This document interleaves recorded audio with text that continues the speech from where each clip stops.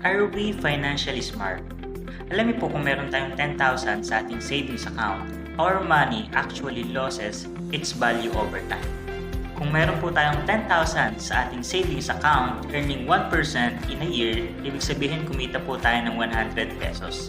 Congratulations! But wait, government takes 20% tax sa iyong 100 pesos. Ibig sabihin, 80 pesos na lang. Kaya ang total savings account natin ay 10,080 pesos. Sounds good. But here's the catch, inflation.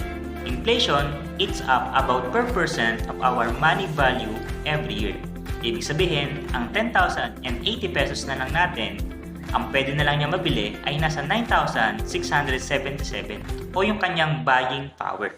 Lumiliit ang mabibili or yung kakayahan ng pera nating mabili dahil nawawala yung buying power niya because of the inflation. Okay lang po maglagay ng pera sa ating savings account but for emergency fund only or sa mga business transaction natin. Kung gusto natin na lumago, kumita yung ating mga investment, especially sa ating long-term goals like retirement, education ng anak natin, dapat naka-invest po to at least 12% in a year.